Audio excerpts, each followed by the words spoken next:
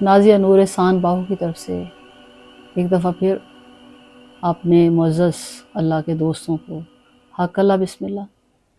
امید ہے آپ سب خیریت سے ہوں گے اور ہمیشہ کی طرح ایک دوسرے کو آسانیاں تقسیم کرنے کی فکر میں لگے ہوں گے۔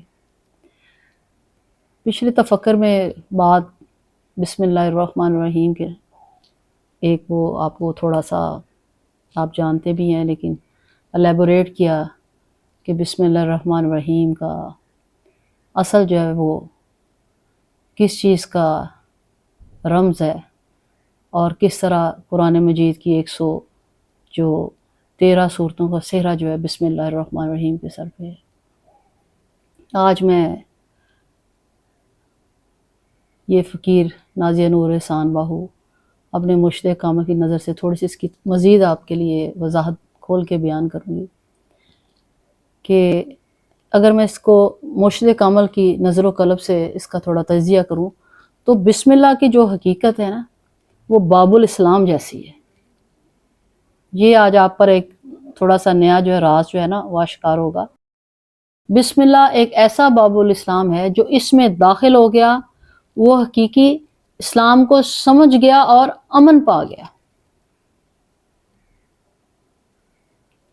وہ دروازہ امن و آتشی میں داخل ہو گیا۔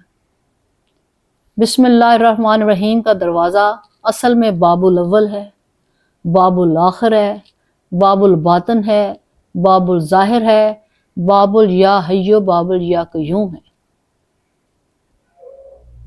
جو حقیقی معنوں میں اس دروازے میں بسم اللہ الرحمن الرحیم کے دروازے میں داخل ہوا اس نے اصل میں اسم اللہ کو حقیقی معنوں میں ساتھ مانا تو وہ ذات میں ذات ہو گیا۔ اسم اور جسم یکجا ہو گئے تو کیا ہو گیا؟ بالصفات بن گیا۔ پھر وہ کیا بن گیا؟ پھر وہ سلطان باہو رحمت اللہ علیہ کا صادق طالب مولا اور اسم اللہ ذات ہو گیا۔ وہ مولانا روم کا پیر کامل کاملہ، شیخ طریقت، درویش کامل کاملہ ہو گیا۔ بسم اللہ کا جو دروازہ ہے یہ جب یہ وحدانیت کے آپ عظیم المرتبہ دروازے میں داخل ہوتے ہیں تو کیا ہوتا ہے؟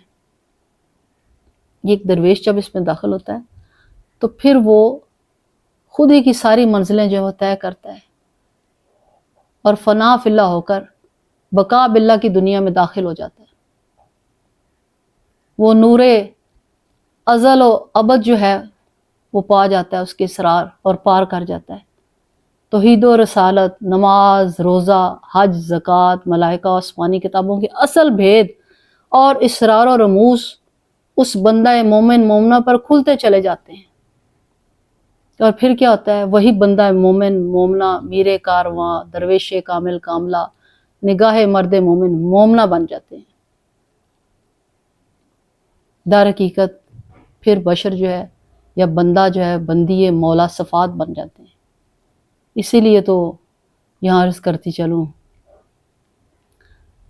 ہوئی نور مجھ پر اسم اللہ کی حقیقت آشکار، ہوئی نور مجھ پر اسم اللہ کی حقیقت آشکار، بسم اللہ منبع توحید لا الہ الا اللہ کی تعبیر، بسم اللہ منبع توحید لا الہ الا اللہ کی تعبیر۔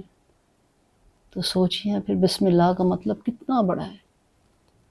جس نے اللہ کو ساتھ مان لیا، سمجھ لیا، اس نے کیا کچھ پا لیا۔ اور جس نے دل سے ساتھ مان لیا اللہ کو، اس نے در حقیقت کلمہ پڑھ لیا اور وہ جنت کے دروازے میں داخل ہو گیا۔ اور جس نے ایک دفعہ قلب کی حضوری سے کلمہ پڑھا، وہ کلمہ پڑھ لیا اس طرح سے جس طرح کے کلمہ پڑھ کے بننے کا حق ہے تو اس پر جنت جو ہے واجب ہو گئی۔ بسم اللہ الف لام میم لا الہ الا اللہ نے انسانیت کے لیے اسم اعظم کے دروازے کھول دیے۔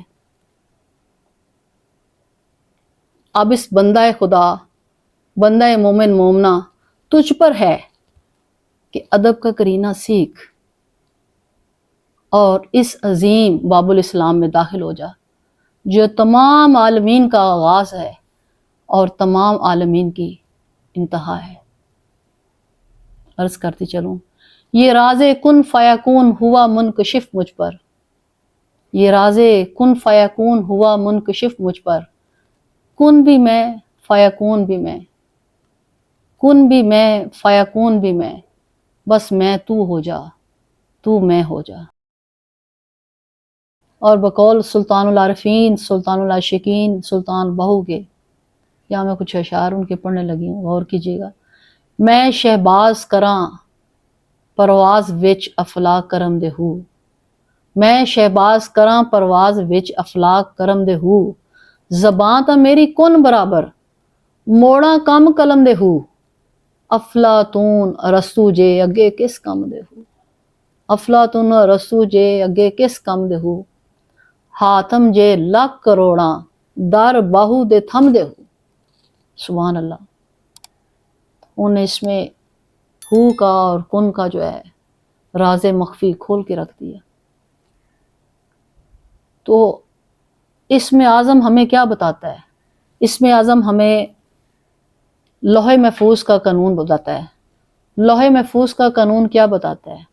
کہ اول سے ابد تک صرف ایک لفظ کی کار فرمائی ہے، حال، مستقبل اور ازل سے ابد تک کے درمیان لفظ کے علاوہ کچھ نہیں۔ کائنات میں جو کچھ ہے سب کا سب کن فیکون جو ہے نا لفظ فرمایا گیا ہے۔ اب کن فیکون کی قوت کیا ہے؟ کن فیکون کی قوت لفظ اللہ کا اسم ہے۔ اللہ تعالیٰ کا جو اسم ہے پوری کائنات کو کنٹرول کرتا ہے۔ ہر قسم کے حرف لفظ کا ایک سردار ہے جو اپنی قسم کے کچھ اسما کو کنٹرول کرتا ہے۔ یہ سردار اسم بھی اللہ تعالیٰ کا ہوتا ہے اور اس کو اسم اعظم کہتے ہیں۔ اسم اللہ تمام اسما کی حقیقت ہے، یعنی تمام اسما کی حقیقت جو ہے نور الہی نور اللہ میں پوشیدہ ہے۔ اللہ نور السماوات فی الارض، اللہ ہی زمین اور آسمان کا نور ہے۔ میرے الفاظ میں اسما کی جو حقیقت نور اور روشنی کے علاوہ کچھ نہیں۔ ہر شے تخلیق میں، ہر شے کی تخلیق میں اللہ کا نور جو ہے وہ کار فرما ہوتا ہے۔ یہ روشنی کے ذرات جنہیں سائنس جو ہے الیکٹران اور فوٹان کا نام دیتی ہے، اور جسے طاقتور سے طاقتور جو سائنسی آلات جو ہیں وہ دیکھنے سے قاصر ہوتے ہیں۔ جب آپ کی باطنی حواس اجاگر ہوتے ہیں نا تو انسانی آنکھ جو ہے سبحان اللہ اس نور کا مشاہدہ کر سکتی ہے۔ کتنی بڑی ہے، دیکھیں مالک نے کیا تخلیق کی ہے آدم کی صورت میں۔ اس لیے تو نور باہو ورث کرتی ہے کہ کائنات کے ہر ذرے میں نور پنہاں ہے، کائنات کے ہر ذرے میں نور پنہاں ہے، تخلیق کا ایک ہی نقطہ ہر جگمگاتی کہکشاں کا، تخلیق کا ایک ہی نقطہ ہر جگمگاتی کہکشاں کا۔ اب ذرا غور فرمائے، بسم اللہ الرحمن الرحیم، 7 نام اللہ کے جو بڑا مہربان اور رحم کرنے والا ہے، اس سے آغاز ہوا اور ساتھ ہی اسم اللہ ذات کی وضاحت کر دی کہ اللہ کون ہے اور اسم اعظم کیا ہے۔ وہ جس کے لیے سب صفات و ستائش و تعریف ہے، تمام عزتیں، رحمتیں، برکتیں، شان کریمی، جہ و جلال اس بادہ و لا شریک کی ہیں، اور وہی تمام عالمین کا خالق و مالک ہے۔ وہی اول، وہی آخر، وہی ظاہر، وہی باطن، 99 ناموں کی صفات عظیمیہ کا مالک ہے وہ۔ اس میں سے بھی اگر آپ کریں تو جو 81 جو صفات ہیں وہ جمالی ہیں، رحیمی اور کریمی کی صفات ہیں، اور 18 جو صفات ہیں وہ جلالی ہیں۔ یعنی کہ جو رحمان اور رحیم ہے وہ حاوی ہے باقی تمام صفات پر، اسم اللہ ذات کے بعد۔ تو اللہ تعالیٰ ہمیں جو اس پر سوچنے اور سمجھنے کی توفیق جو ہے عطا فرمائے، اور اس پر تدبر کرنے کی توفیق دے، اور اپنے اندر اسم اللہ ذات کو حقیقی معنوں میں سمجھنے اور قلب کی آنکھ سے دیکھنے کی استطاعت عطا فرمائے۔ اس کے ساتھ ہی آج کے تفکر میں اجازت چاہتی ہوں۔ حق اللہ، بسم اللہ۔